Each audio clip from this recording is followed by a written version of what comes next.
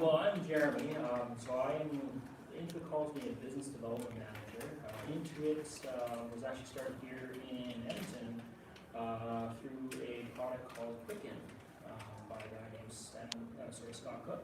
Gotta make sure I get the big guy's name right. Basically back in the 80s when computers were kind of coming around, he apparently sat across a table and watched his wife doing a checkbook and realized he can automate a lot of that process through software. And over several iterations and everything like that, we're a multi-billion-dollar company, and the company makes products that you probably know of. QuickBooks is one of our flagship for bookkeeping software, and then we also make a program called TurboTax, which many of you probably may have used for your personal taxes, and then we make a professional product there for accounting offices called Profile. So basically, I started working at Intuit 9 years ago. In January will be 9 years. I was their first outbound sales agent.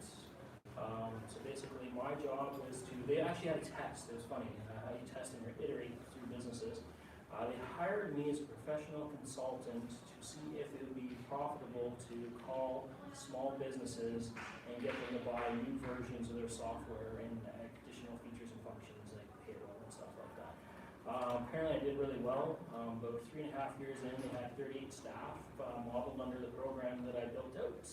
And then they pulled us in an office one day and said, hey, we're moving head office down in Mississauga, and do you want to move down there? I'm like, no, I don't want to move down there. And so then the CEO of Intuit Canada came up to me and said, you have a really good relationship with bookkeepers and accountants. I want to test something out with you. And so they call it Feet on the Street at the moment, which developed into a role called business development. And I ended up working with accountants and bookkeepers. So basically what I do, I'm actually a NAIT graduate myself. So I graduated with an honors marketing diploma.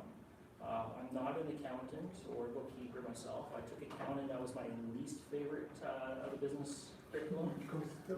Yeah, it was like, and then it's funny because when you take have all of you been students here? Okay, so it's funny when you take business, you're like, well, where do I go? And this might be for trees. You decide, well, what do I want to take? So originally I said, oh, accounting, I don't really get it. Debits and credits, I was all crazy. Then I looked at management and I said to myself, well, management's kind of an experience thing there. You don't really learn in school. And I was like, I don't want to work at a bank in finance. So I was like, marketing, that's what I'm going to take there. And then I graduated with 280 students, and I think one of us had a job actually doing marketing at the end of it. And that person was making $12 an hour looking for some local digital company there. So I was like, I live in Alberta. Oil bubbles out of the ground. You don't need to sell that stuff. It just sells itself. So I started a sales career because I wanted to marry my now wife. I needed to make some money. So I was like, oh, sales seems easy enough. And so 21 years later, I am basically a professional sales consultant. But I also took some more courses got like 7 courses left for my finance degree whenever I get around to finish that here. And I got 3 more courses for my business analyst certificate. So love NAIT, love the experience. I also went to U of A. I had a wrestling scholarship there, went there for a year, hated it, couldn't stand a class of 500 people. And the guy wrote the book, read one, so back, it's like, I can read your book too. So NAIT's awesome. Back in news. So what I'm here today to do is to talk to you about technology. So I basically do 4 things very well. I talk about change leadership to my clients, so the accountants and bookkeepers. So basically, Intuit pays me as a business consultant to go talk to accountants and bookkeepers and help them grow more successful businesses.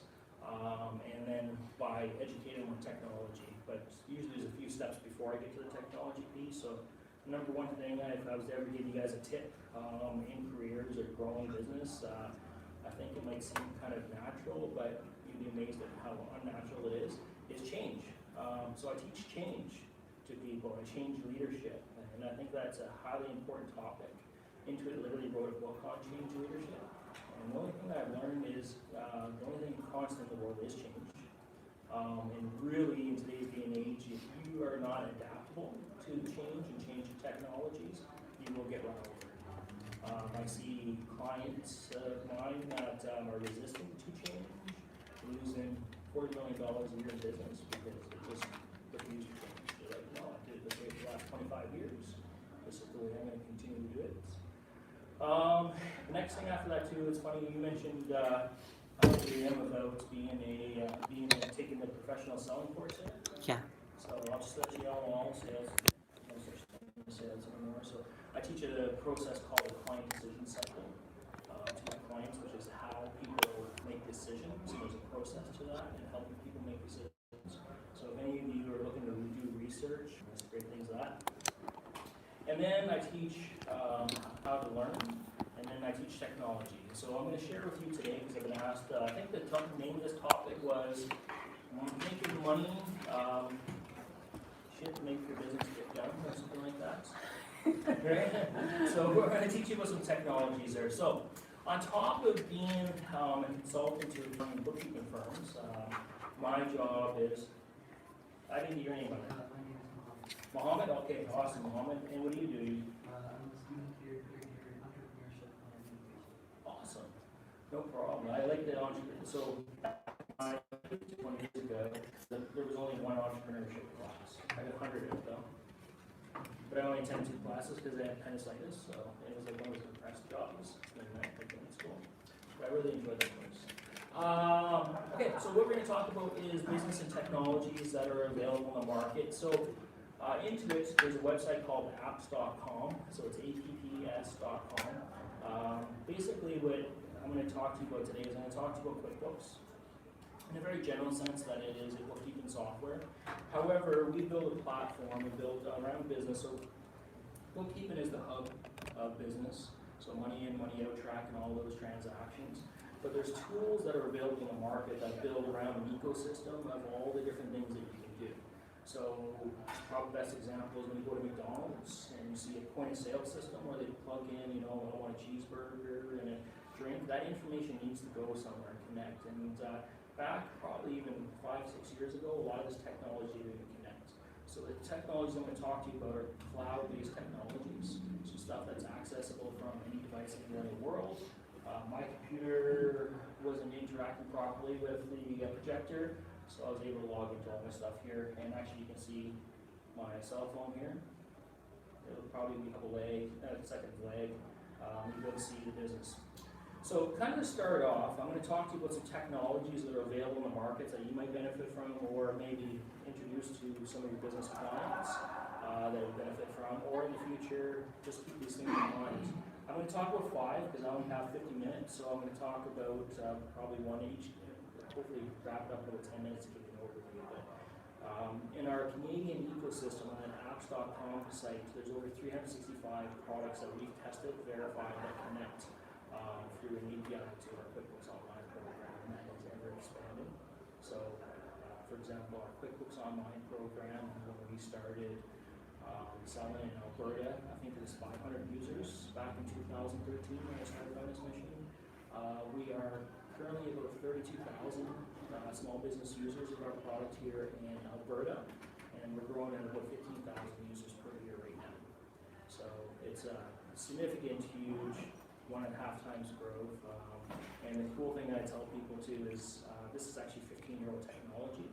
So what we're seeing in the market and business is when computers first came out, there was a lot of desktop applications built 25 years ago. People kind of went on it. My job is basically to talk to people and say, hey, it's not 25 years ago anymore. Let's talk to you about 15-year-old stuff. And the stuff that's out in the market right now, you guys probably heard of. Anybody check? I think you're doing a topic on blockchain. Yeah. Yeah.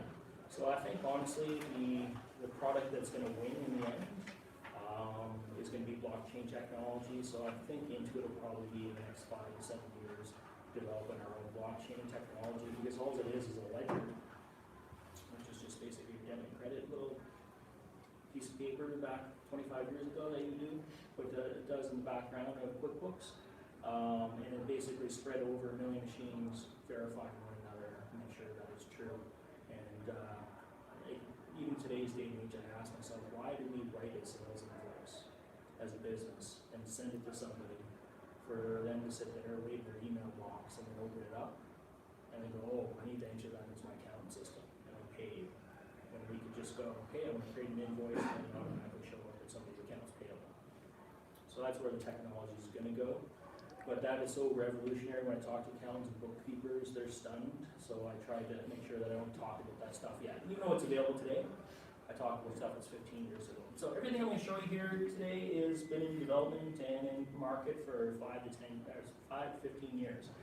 So it's new to most people, but not really new to the world. A lot of stuff's proven. So where did all this start? Well, back in 2008. Mr. Steve Jobs came out with a revolutionary iPhone. Now, I'm an Android guy, but came out with that, and at that moment, the world was changed. Because basically, now we have computer devices that we can carry around with us all the time that are connected to the web.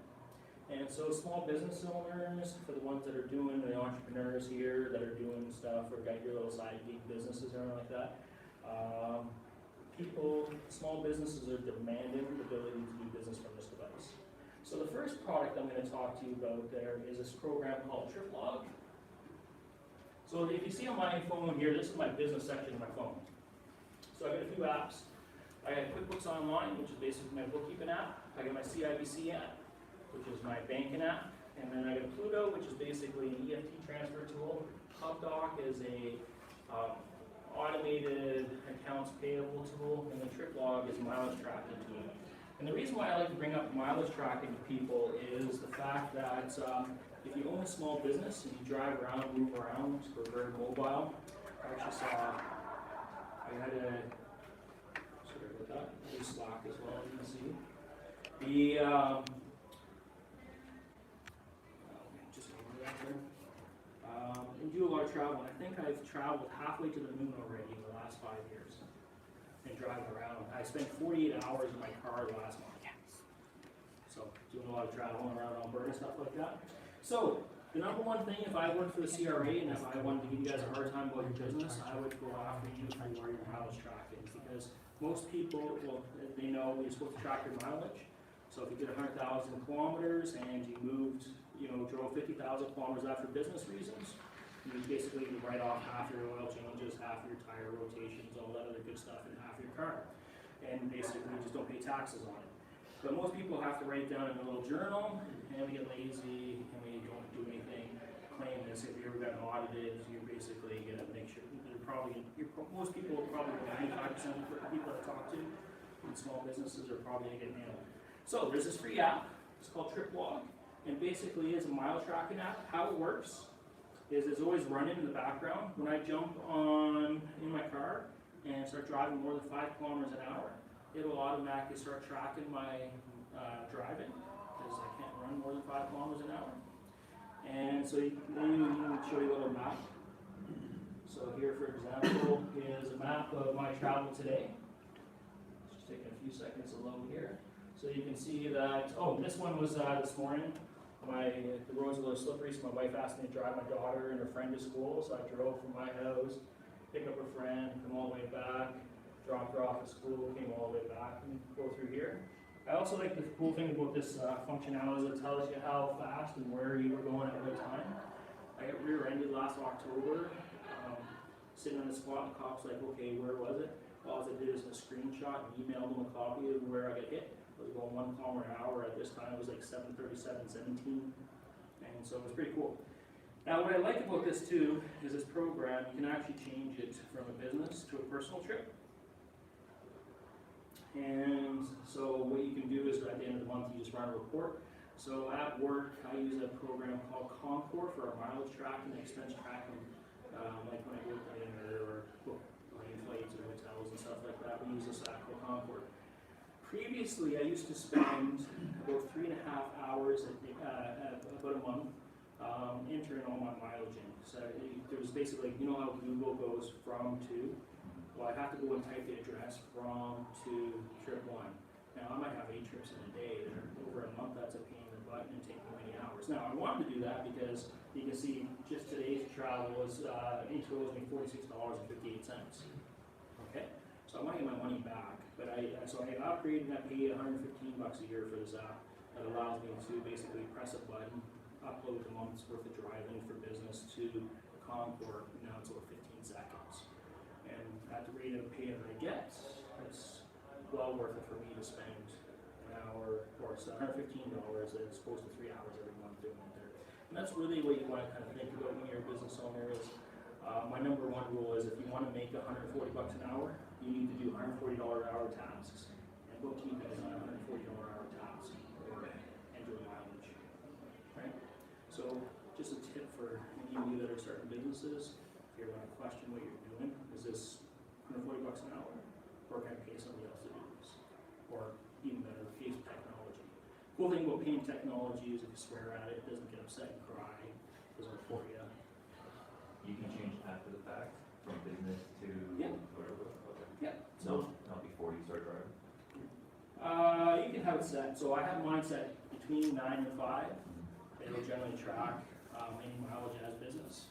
I'll go quickly through the report at the end of the day and I'll look at the time. So sometimes it picks up at like I left my house at 4:30 or something like that, and I was taking my kids to wrestling practice. I would change it over to the business. And the report is an XML file? Or? Yeah, in Excel, and basically there you go. So TripLog, I like it. It's free. There is a free version of it there. I just pay for the paid enterprise one to use it with Concord. Because it saves me a ton of time. Okay, so let's talk about. So that's that tool. Oh, we got time. 20 minutes. Okay. So let's talk about QuickBooks. Who here has not heard of QuickBooks before? Awesome. Okay. Has everybody here used QuickBooks? No? Okay. You have? Awesome, okay. So basically the way I look at it, I'm just going to actually flip back out of here.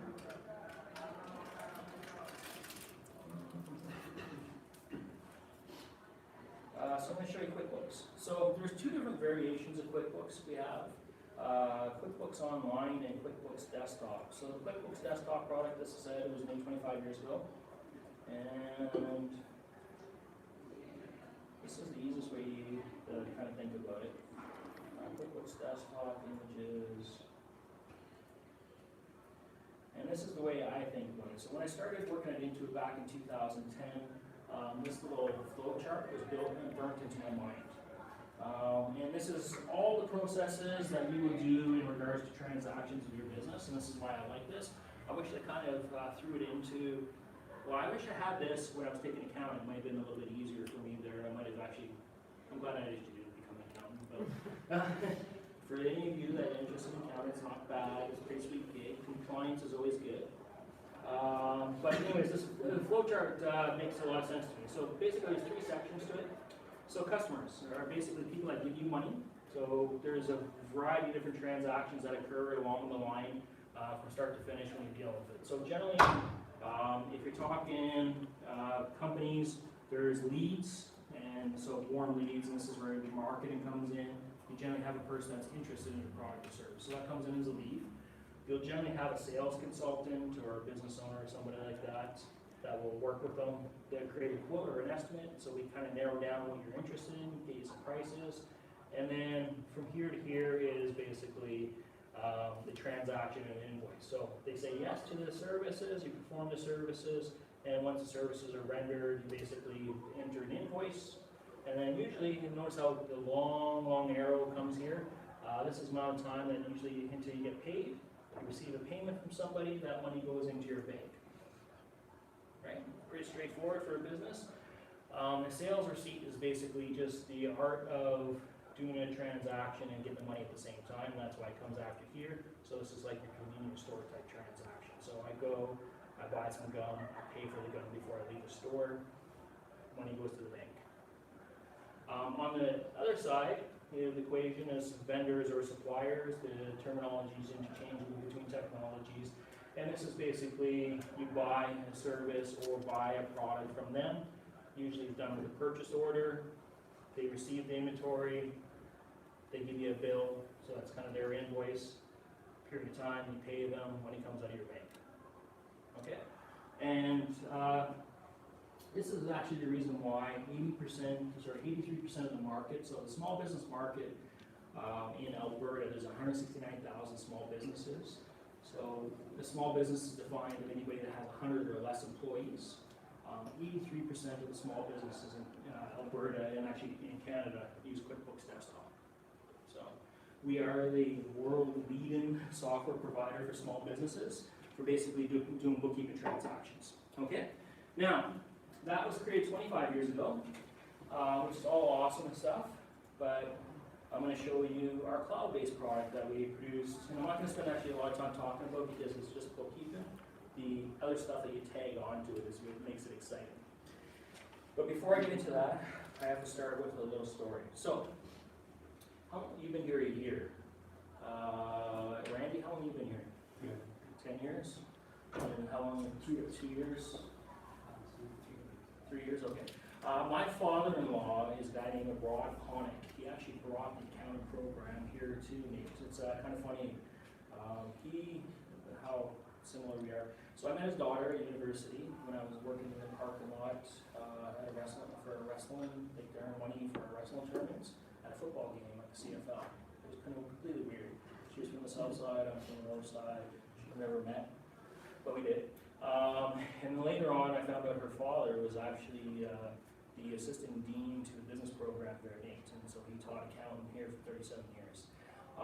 Me and him both belong to a secret handshake organization called the Masons, and he has taken care of the books for the building association. So there's a building, we rent out space for these different groups, and that's just off the way out. So he did the books for this 30 years, but because he was an old school accountant, he would do everything by paper. And so he would wait to bills come in, he would open up the bills, he would write checks, he would go get a second signature because we have a board and we have to have approval on that. And then he would go lick it, put a stamp on it, put it in the mail, go down. Anytime he received money or paid money, he would go down to the bank and do deposits. So not that it was a complicated business, but the amount of time he would spend per month would be about 10 hours per month on average to do the bookkeeping for this business. So what I'm going to show you here is actually the real set of books. So don't look too closely at the numbers, but just get the idea of what's going on. And I took over his practice as an accountant. Now remember, I'm a marketing guy, so I don't know anything about accounting. But I took over his practices, and I automated the crap out of it. And now I, at most, spend 45 minutes a month. And the reason why I did that is, I work for Intuit, so I just want to see how much I could do to a business in automation, comparatively speaking to what most people do. And because at my rate of pay, 10 hours is unaffordable for me to invest. I happen to work for Intuit, but I also happen to be a wrestling coach at the U of A, so I wrestle 4 days a week with two groups of kids there. I teach wrestling at junior high, and I coach hockey team, coach 2 soccer teams too. So literally I'm like 7 nights a week or 7 times a week or coaching some kind of kids activity. I used to be a Boy Scouts leader as well too for a while. So my wife would not allow me to spend 10 hours doing the books for somebody else's business, but 45 minutes I could squeeze in. So this is QuickBooks Online, so basically it's just a cloud-based version. So it's through a browser. The servers are hosted in the US. There's about 3 or 4 different sites in there. They won't tell me where they are. And I know one of them is here in Edmonton as well too. And so when I log in, I have what's called the Accountants Edition. So if any of you have accountants or bookkeepers, this is the software we're asking them to use. And this is how it works. So I actually have 2 companies in here. So this is the Building Association set of books. And he creates my buddy's electrical business / t-shirt making company there. So the cool thing about the cloud is it's accessible anytime, anywhere, from anywhere in the world. So previously, what would have to happen is a person had a set of books. They would have to get a thumb drive of a backup file. They'd have to bring that into their accountant. Oftentimes, they'd bring the wrong year version, open it some weird way, corrupt it, destroy it, wreck it. So as an accountant, I have the ability to access the books from anywhere, anytime, any place. Now the process changes, I'm just going to get rid of this. It looks a little bit different than our desktop program, but you can see when I showed you that flowchart, here's all the same functions. So you can do an estimate or a quote, same thing, an invoice, you receive a payment from an invoice. There's a couple other functions in here called credit memos. Refund receipts and delay charges. So these are non-posting transactions. So you have, for example, your business and you spend 2 hours a week and you want to invoice out monthly. you would basically go in here and put in for your client a delay charge, so you don't forget about it. And then at the end of the month, when you send an invoice, it'll be 4 times those 2-hour slots that you spent consulting with them, billing for 8 hours, and carries through there. Does that make sense? Okay, and I'll show you what an invoice looks like. It's pretty straightforward. That's what it looks like. So what I want to do is I just pick my customer who I'm dealing with. So because mine is a building, we do rental. So let's say that this group here wanted to rent my building for a year. I click on here and I say annual rent. I charge them $10,000, and I hit G for GST. And there's my invoice. Now there's an option to do it inclusive or exclusive. So I'll change it to exclusive. Change that to 10. And there you go. There's my $10,000 plus my $500 GST. I hit save. It'll send an email off to the customer. Now the cool thing about the cloud also, it allows the integration of different things. So previously, most businesses will write up an invoice on paper, usually in Word or Excel.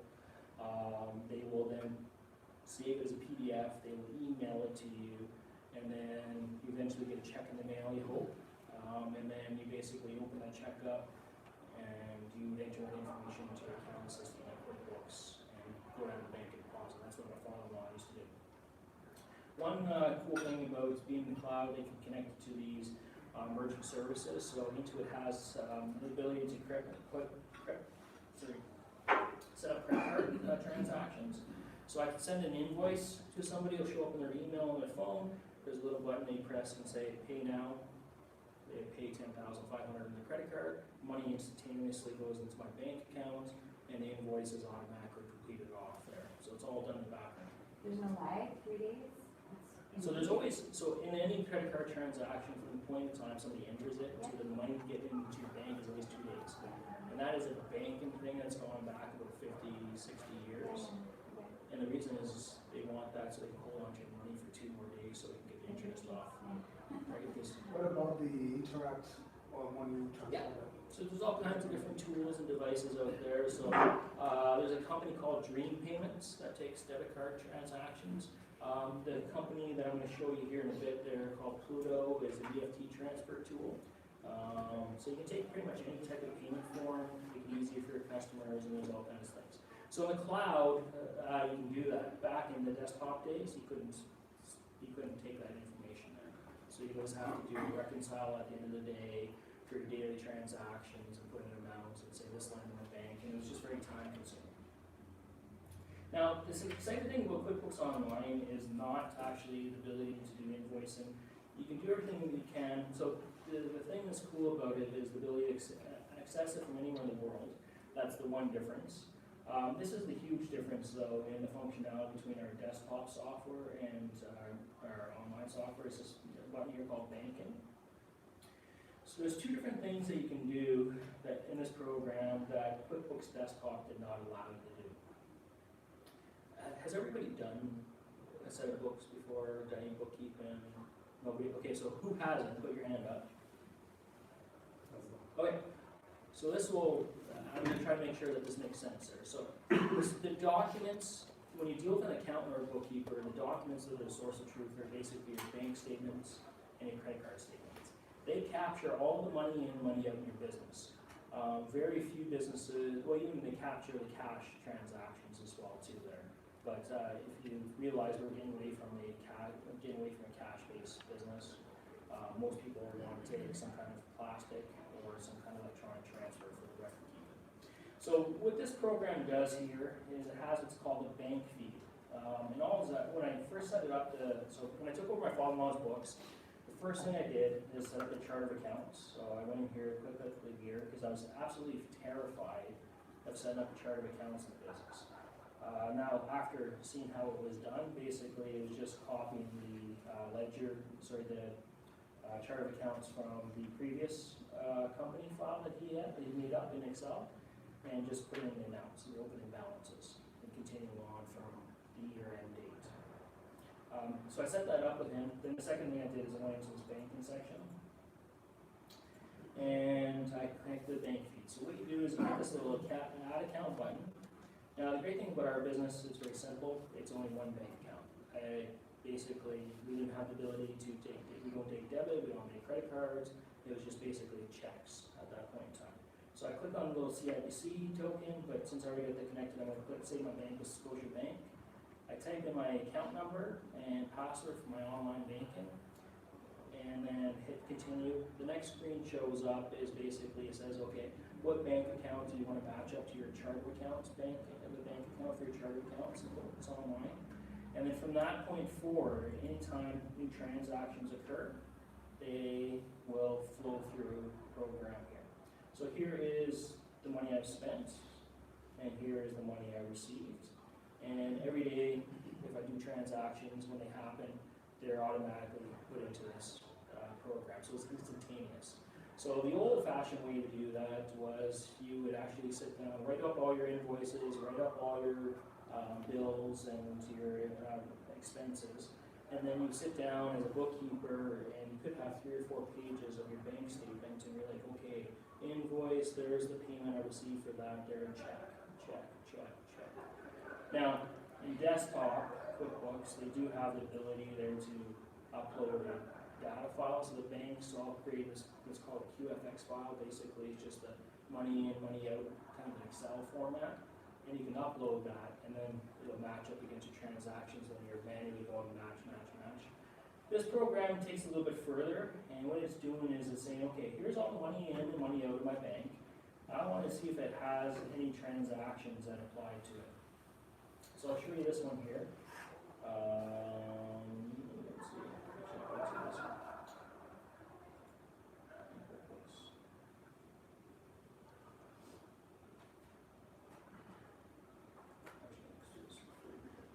So basically what it's saying is, okay, matches. Wherever it is. Okay, so it's saying, hey, you know what, I see that there's actually 2 invoices that you've entered into the program for $1,260. And what I can do is I can click on and view it, and say, I have this invoice for this one here, and this one for that. And you can look at the dates and say, that was June 23rd, so I did 2 invoices, both the same. That's fine. And there's both of the same period of time. So actually what I would just do is I click on view, and I'm going to select the transaction, and I hit match, and I got that one, and I hit match on that one. And basically it's kind of like being in kindergarten again. You remember when they gave you that list of things that you had to line up here over this things? And that's basically all you do. So you match all your transactions that show up a match. Then there's going to be a couple of them there that you can make bank rules for. So I'll show you my bank rules. So I'll manage rules. So I say, hey, you know what? Property tax. I got a building. Every month, the city of Edmonton is going to charge me $1,500 for property tax. They don't send me a bill for that, so I don't every month sit down and manually enter that bill and go in there, but it's going to show up in the statement. So what I can do is I can make a rule called property tax, and that's what I did. So every time money comes out of my CIBC bank account that has a description containing the words taxes, city, what I want you to do is enter that as a transaction into my books, which is an expense, for the payee city of Edmonton property tax, and there's no additional tax on that, and I want you to automatically add that to my books. And when I do that, all those transactions were there automatically filtered through. I also have one for bank fees. Banks love to charge fees. So I have one for here. So it says same thing. This one's a multi one there. So every time there's money that comes out of my bank that has any one of these descriptions, entries, expense, licenses, fees, bank fees, and it's automatically entered in my books. And so you can see that over here in my QuickBooks, I don't even have to worry about that. Now, why is this cool? Well, if your bank statement has 100 transactions, you will probably be able to look at your bank and your business and say 20 to 30% of these things happen every month. They're exactly the same. The amounts might change a little bit, but you know, my cell phone bill from Rogers is always going to be $87. So why do I enter that 12 times a month or 12 times a year and take on average about 30 seconds to a minute to enter that transaction? So basically what you can do is automate it so that when that stuff comes through, you can build rules. And the cool thing is when there is actually no nothing left here for review. So there's no bills, no deposits, anything like that. When you go to do your bank reconciliation, which is the moment of truth and the part that drives bookkeepers absolutely nuts in business, it'll be zero. And you just click a button and say, okay, it's done. So it basically simplifies that part of the business. I'm going to stop there for a few seconds. We're at 12:40, so I've got 10 minutes. Any questions so far? Okay, go ahead. How does this work overseas as well? Yeah. So we have region-specific products. So North America, we have Canada, we have the US. We also have QuickBooks Online for Australia. Basically all the Commonwealth countries, because their tax system is fairly similar, but also fairly complicated. Commonwealth countries is probably the best. You can do it anywhere. It's just this program is designed for Canada, so that when I write an invoice, I click G for GST. It knows in Canada we have input and output tax credits. Does everybody know what the difference is? Okay, I'll explain that. So when we buy something, we collect money. So actually when I sell something, so I sell a $10,000 rental for the year, and I make over $30,000 a year, I am collecting money for the government. I'm basically a tax collector for them, $500. So I owe the government $500. I'm holding on to their money, and I have to remit that either annually, quarterly, or monthly, depending on how much money I make and how I have myself set up. So my business is once a year. The thing is, though, is when I have expenses, so if I had $10,000 in expenses, I've paid out generally $500 in taxes, and therefore when I remit to the government, I've made no money, so therefore I don't have to remit. I just call it even. And that's actually unique to Canada, which is also, if you're looking at any software products, 95% of it's developed in the US.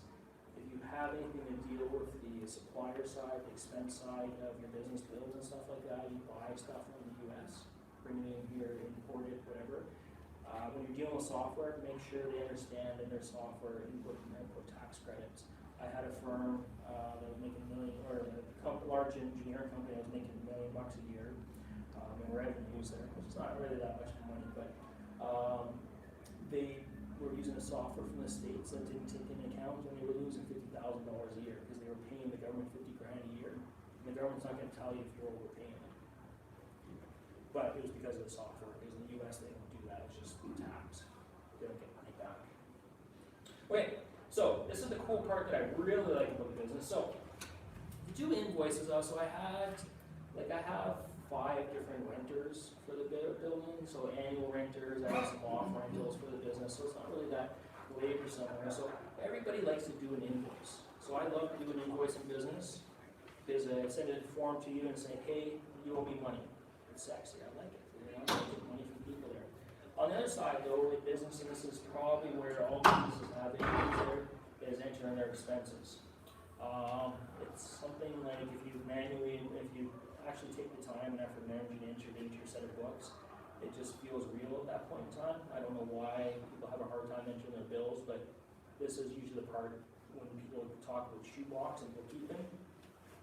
Here's all my receipts, you deal with it, and that's what usually they hand over to a bookkeeper. And you can see that this business is not that hard, but the last 365 days, I have entered 195 transactions, expense transactions into my books. Now, if I was absolutely stunningly fast, like some bookkeepers out there in the market, there are some really awesome ones, it would take me about 1 minute to 2 minutes per transaction. So that is on the expense side of my business, receiving the bill, entering the bill, dealing with the bills, paying the bills and everything like that. I would say probably 5 to 10 minutes per transaction. There's probably like 600 minutes there, lots of time that I don't want to waste. What I want to show you though is all these bills that I have in here, I never entered them, which is cool. So you can see here, so there's one for Alberta elevator devices. So every year we have to do an elevator inspection. So this is the fee that they charge us. They come in, look at the elevator, it's good, $192 plus tax. Now, here is a copy of the document. So this is a functionality that is in desktop and online, but you can actually attach copies of your bills. So for audit, it's called audit proof in your business. If you ever got audited for expense or anything like that, you should have a copy of the document. So it's nice to have it attached directly. But there's this little word right here that says HubDoc, blah, blah, blah, invoice number. So I use this tool called HubDoc, which is a third-party application to Intuit, and I just gotta remember, where's the API? And this is a accounts payable automation. So going back to my phone, so you can see right here, here's my HubDoc button. And basically what it is a ability to take a picture. So if I have a receipt, so let's pretend that this was a receipt. What I would do is I would take a photo of it, I would hit OK, I take the receipt, I tear it up, throw it away. That's key. CRA, to make an electronic copy of something there, actually a true copy of a product, the original, you have to destroy the paper copy. So, and then it's all stored in here. And then what happens is usually about 5 seconds later, it'll end up inside this program. I have two different HubDoc accounts, so this is a different one. And basically the bill comes in here. The program uses OCR technology to read the information off, and then automatically enters all my bookkeeping information in here. So it read off that this was the person that the client was for, this is the way the account is supposed to go to, this is the amount, this is the GST, and attach a copy of it. So that 190 whatever times I did that, basically HubDoc manages most of that for me there. So that 600 minutes of my time I would have normally spent doing all that work. I don't have to worry about it. And then coming back around